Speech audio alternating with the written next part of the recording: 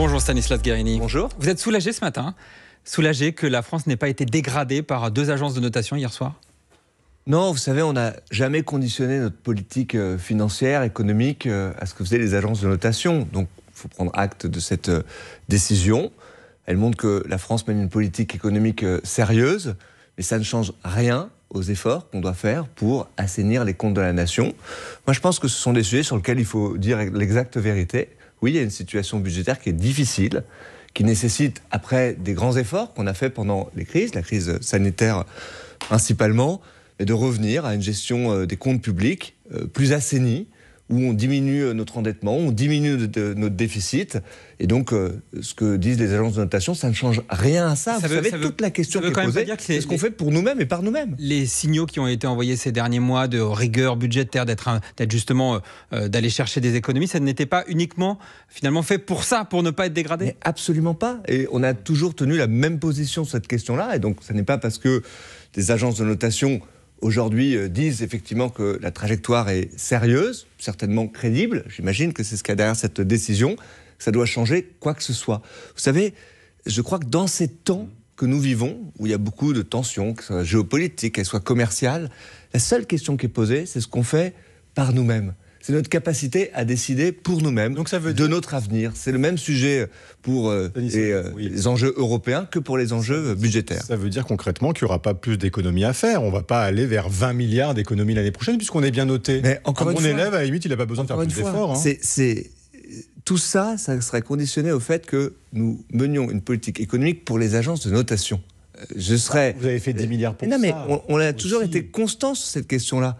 On fait des économies parce qu'il y a moins de recettes. C'est aussi simple que ça, et je pense que chacun peut le comprendre. Et donc les décisions que nous avons prises, nous ne les avons pas prises pour les agences de notation. Donc encore une fois, quand les agences de notation sortent une décision, tant mieux, ça montre que ce qu'on dit est crédible, que la trajectoire est crédible, mais ça ne change rien au choix que nous devons faire, parce que moi je ne fais pas ça pour les agences de notation, je fais ça pour les prochaines générations. Les 3% de déficit, c'est moins une obsession pour ces agences de notation que pour vous aujourd'hui. On a l'impression que c'est vraiment une obsession financière. Mais ce n'est pas une obsession financière.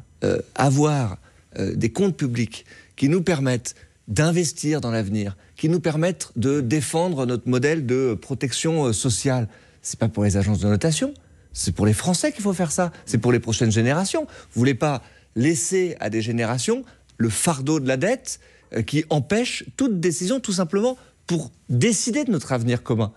Bon, Stanislas Guerini, autre actualité de ces dernières heures, c'est Sciences Po Paris qui a fait l'objet hier de vives tensions entre des militants pro-palestiniens et pro-israéliens. Finalement, le campus a été évacué, la rue Saint-Guillaume a été libérée. Est-ce que ça vous semble normal que finalement l'école ainsi ait dû négocier avec des étudiants pour tout simplement qu'ils laissent libre l'établissement? Tant mieux que le calme soit revenu, mais honte à ceux qui instrumentalisent un conflit. Je pense à toutes les forces politiques, notamment à tous les militants qui viennent essayer d'importer un conflit sur le sol français. Honte à ceux qui parlent de paix et qui appellent au soulèvement. C'était le cas de la candidate LFI aux élections européennes. Ils étaient nombreux d'ailleurs hier soir, les députés LFI notamment. Honte aux militants qui, pour des soi-disant causes de paix, empêchent tout débat, empêchent 15 000 étudiants de se rendre en cours. Donc honte à cela. Je crois qu'il faut être extrêmement clair. Honte à ces élèves qui ont honte aux militants. Honte aux militants. C'est-à-dire que ces élèves étaient des militants. Honte aux militants qui empêchent ce que doit être un lieu de savoir, une université, une école où on apprend, où on doit pouvoir débattre librement. Jean-Luc Mélenchon, qui sont l'honneur de la France, au contraire. Bien, moi, je crois que tous ceux, dont Jean-Luc Mélenchon, qui cherchent à instrumentaliser, qui cherchent à diviser, qui cherchent, ne s'en cachent pas, à créer une stratégie de conflit permanent, honte à cela. Moi, je crois que la société française, elle est plus grande que ça.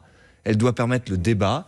L'école s'engage pour permettre ce débat-là. Est-ce qu'elle devait annuler les procédures disciplinaires lancées contre certains étudiants? Est-ce que vous avez l'impression qu'elle s'est mise au diapason des conditions des élèves pour clore cette... Je ne connais pas tous les détails. Je ne connais pas tous les détails des discussions qui ont pu avoir lieu. Ce que j'ai compris, c'est que d'ailleurs, ce que l'école a dit, ça ne concernait pas ce qui s'était passé avec le blocage d'un amphithéâtre, avec l'éviction de certains étudiants.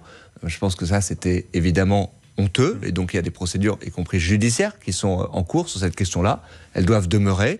Tant mieux que l'école s'engage pour pouvoir rétablir le calme, parce que c'est ça aussi, et le débat apaisé dans notre société. Mais je pense qu'il ne faut pas se tromper. Il y a des gens qui ont là un autre agenda, qui n'est même pas un agenda de paix, qui est un agenda de conflit.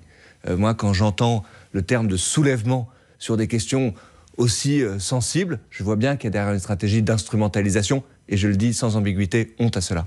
Instrumentalisation, quand on entend que certains, notamment des membres de la France Insoumise, élus ou candidats, se retrouvent bien convoqués par la police pour apologie du terrorisme, est-ce que vous n'avez pas l'impression qu'on est dans un climat un peu compliqué en termes de liberté d'expression, en termes de liberté d'expression politique aussi? Moi, je crois que on doit garantir la liberté d'expression. Évidemment, elle est saine dans le débat. Mais quand vous dites honte politique. à cela, quand vous dites honte à cela, c'est une manière de restreindre aussi leur liberté de parole. Je suis un responsable politique. J'ai des positions. Je vois des gens qui aujourd'hui instrumentalisent, portent des positions qui ne sont pas les positions de la France d'ailleurs sur la question des deux États. Je vois des militants qui plaident pour une Palestine de la mer au fleuve, c'est-à-dire qui effacent l'État d'Israël. Je vois des positions qui sont purement anti-israélienne, et avec en toile de fond parfois une forme d'antisémitisme latent. C'est de l'antisémitisme. Nous Qu'est-ce qu'a dit hier Elisabeth Badinter? Nous devons le combattre. Elisabeth Badinter a dit hier: jamais je n'aurais pensé que tous ces jeunes gens soient antisémites et que l'antisémitisme se développe grâce à eux. C'est la philosophe et essayiste, bien sûr, épouse de l'ancien garde des Sceaux, décédé il y a quelques mois. Il y a de l'antisémitisme pour vous derrière sa mobilisation? Il y a de l'antisémitisme dans notre société. Mais là, il y a dans le cas présent, je ne sais évidemment pas le dire, et je ne jetterai pas l'accusation sur des jeunes militants dont je ne sais pas si derrière il y a un fond d'antisémitisme. Mais il y a derrière ce climat, derrière cette instrumentalisation dans notre société de façon indéniable, un antisémitisme rampant. Et nous devons le combattre. Nous devons le combattre en permettant la liberté d'expression qui a son cadre, qui doit être garanti. Je précise, vous m'interrogez sur les convocations judiciaires. Ce ne sont pas les convocations qui sont effectuées par le gouvernement. La police, la justice, elle est indépendante dans notre pays. Et donc elle doit mener un agenda qui est indépendant de celui du gouvernement.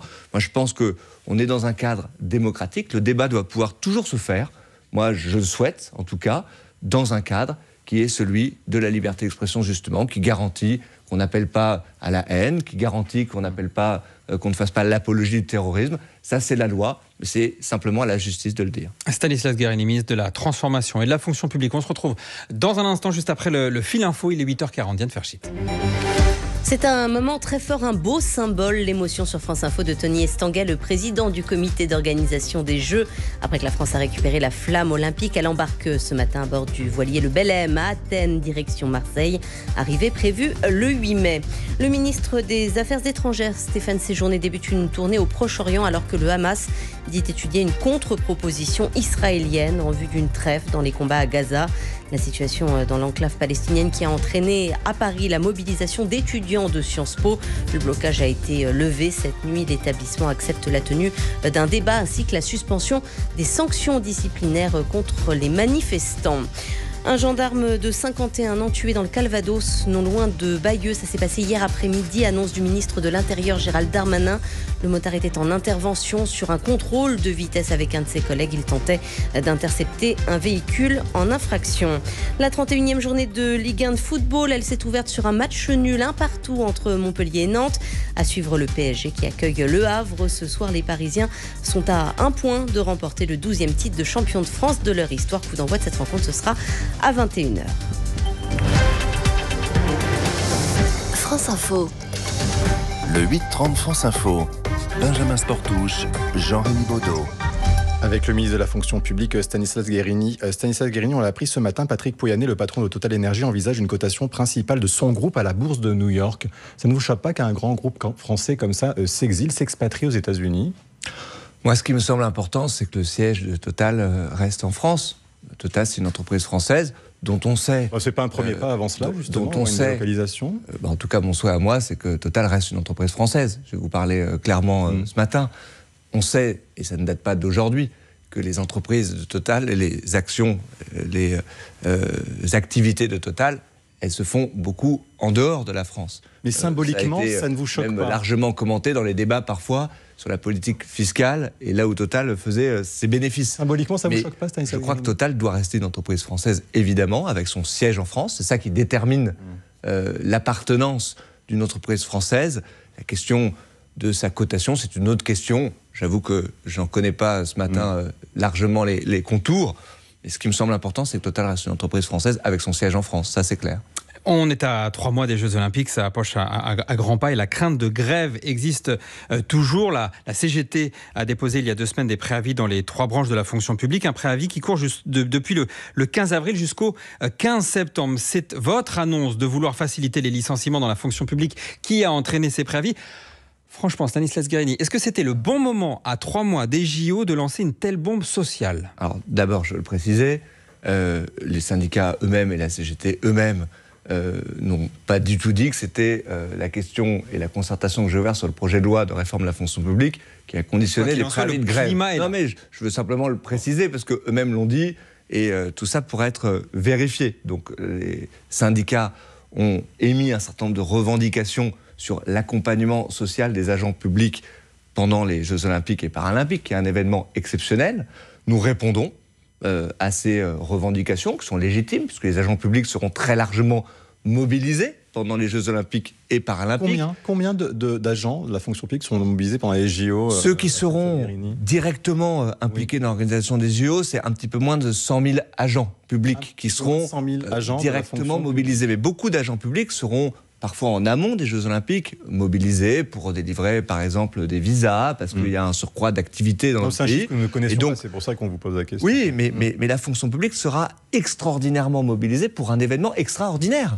Et donc c'est normal qu'on puisse accompagner. Moi je ne crois pas qu'il y aura de grève pendant les Jeux Olympiques et Paralympiques. C'est pas le sentiment que j'ai quand j'échange avec très nombreux agents publics qui ont envie que cet événement réussisse. Je note que la CGT est la seule organisation syndicale qui est appelée à la grève. Ils ont ouvert un préavis. Les discussions, elles peuvent continuer. Elles sont très intenses, très nourries sur la question des Olympiques. Ces derniers jours encore, il y avait des réunions à la fois sur des questions de primes. J'ai, à votre antenne, annoncé un certain nombre, place-là, vous aviez un dispositif de primes de 500, de 1000, de 1500 euros et davantage encore pour nos forces de sécurité. Néanmoins, d'accompagnement social des agents, je veux le dire aussi, sur des places de crèche, des chèques emploi-service universels pour pouvoir accompagner. Donc je crois que l'accompagnement est à la hauteur de l'engagement extraordinaire des agents. Donc il y aura un engagement des agents pendant ces Jeux Olympiques, mais en même temps, effectivement, il y a quelques jours, quelques semaines, vous reparliez de l'idée de faciliter les licenciements dans la fonction publique. Et je parle évidemment de réformer la fonction publique. Je crois que c'est nécessaire. Est-ce que c'est vraiment le bon moment, dans un moment où on se demande si la tension sociale va nous permettre d'avoir des beaux jeux? Nous avons annoncé, le président de la République l'a fait, le Premier ministre l'a fait, notre intention de mener une réforme de la fonction publique. Est-ce qu'elle est nécessaire? Je crois que oui. Est-ce que tout va bien dans la fonction publique? Je crois que ça n'est pas le cas et donc une réforme est nécessaire. J'ai annoncé de longue date que je mènerai une concertation digne de ce nom avec les organisations syndicales, avec les employeurs de la fonction publique et toutes les parties prenantes. Et donc j'ai ouvert cette concertation. On va prendre le temps de la concertation. Je la mènerai jusqu'à l'été. Mais la façon la plus respectueuse de mener une concertation, c'est de tout mettre sur la table, qu'il n'y ait pas de projet caché. Et donc moi je souhaite pouvoir développer beaucoup plus de mobilité dans la fonction publique, y rentrer plus facilement, être promu plus facilement aussi, aborder la question aussi de la façon de sortir de la fonction publique. Et de l'emploi. Je souhaite qu'on puisse mieux récompenser le travail. Vous dites encore aujourd'hui, il n'existe plus. Mais c'est pas la question de l'emploi à vie. Je vais être très précis, puisque aujourd'hui les propos que j'ai tenus ont été très commentés. Ce que j'ai dit, c'est que je ne remettrai pas en cause la garantie de l'emploi dans la fonction publique. Il n'y a pas, quand vous supprimez un service dans la fonction publique, on ne supprime pas les emplois, les agents publics qui y sont associés. On leur propose de faire autre chose. C'est ça la garantie de l'emploi dans la fonction publique. Mais ce que j'ai dit, c'est que le statut, tel qu'il a été imaginé de la fonction publique, il n'a jamais dit que quelqu'un qui ne fait pas son boulot, je parlais très clairement, on ne puisse pas le licencier. Voilà tout simplement, banalement, ce que j'ai pu dire. Et je crois que la situation aujourd'hui, effective, le nombre de licenciements dans la fonction publique, elle montre qu'effectivement, il y a quelque chose qui dysfonctionne. Et moi, je crois que la responsabilité, quand on est un responsable politique, c'est de dire ce qui ne marche pas et puis de proposer des amendements, des Stanislas ajustements Guérini. pour corriger ce qui ne fonctionne pas. Hier, à votre place, Clément Beaune et votre ancien collègue ministre des Transports a vertement critiqué un accord sur les fins de carrière qui a été trouvé lundi à la SNCF. Il a rejoint en cela les critiques exprimées par la droite. Cet accord prévoit une amélioration du dispositif de retraite anticipée, en particulier pour les cheminots qui ont occupé des postes à forte pénibilité. Est-ce que vous êtes aussi choqué par cet accord, vous un peu surpris? Non, moi, je n'utiliserai pas le terme choqué par nature. Et je précise que la SNCF, c'est une entreprise, que ces agences ne sont pas des agents publics, des fonctionnaires. Et donc, ça ne rentre pas dans mon champ, en l'occurrence, de discussion et de concertation. Moi, je ne peux pas être choqué par le dialogue social. C'est le fruit du dialogue social dans cette entreprise. Ça va coûter 300 la millions. SNCF. Et c'est à la Et charge de ceux qui utilisent moi, je aujourd'hui. respecte le dialogue social. Peut-être, je veux dire deux choses pour être très clair et que ceux qui nous écoutent, il n'y ait pas de confusion sur ce sujet-là. D'abord, ça ne remet pas en cause la réforme des retraites qui s'applique partout, à tous les salariés. C'est pas une forme de dévoiement à tous les salariés du privé comme les de salariés contournement du de la public. réforme. Ensuite, la SNCF fait des ajustements qu'elle financera elle-même en tant qu'entreprise. La deuxième précision que je veux faire, c'est que ça n'impactera pas le contribuable français. La réforme des retraites, nous l'avons fait dans un souci d'équilibre. Peut-être le billet de train, mais bon, ça, on verra ça. Dans un souci d'équilibre, oui. Mais cette réforme, elle s'appliquera pleinement, entièrement. Et ensuite, la SNCF Stanislas fait un Guérini, accord particulier. Il nous reste quelques secondes. Les européennes, c'est dans 1 mois et demi et les sondages sont de plus en plus inquiétants pour votre liste. On a l'impression qu'il va y avoir un croisement des courbes avec Raphaël Glucksmann qui serait aux alentours de 14 points contre 16,5 pour votre candidate. Vous vous préparez à ce qui vous passe devant? Et alors, on arrête de faire campagne? Chaque jour, on commente les sondages. Chaque jour, on commente tout ce qu'il y a autour de cette élection européenne. Ça dit pas quelque chose quand même? Et on ne commente pas le contenu de cette élection européenne. L'enjeu, c'est un enjeu historique pour notre continent. On parlait au début de notre interview de notre capacité à décider pour nous-mêmes. C'est exactement ça l'enjeu de cette élection C'est un européenne. thermomètre, un Quand sondage. Donc le président de la République, campagne, bien, elle marche pas pour l'instant. surtout dans une élection européenne, vous savez très bien que les sondages, ils sont souvent donnés des résultats très différents. Et la seule question qui vaille, c'est une question de mobilisation dans une élection européenne. Ceux qui croient qu'on a besoin d'Europe, ils doivent venir voter le 9 juin. Parce que cette élection, elle est plus importante que jamais.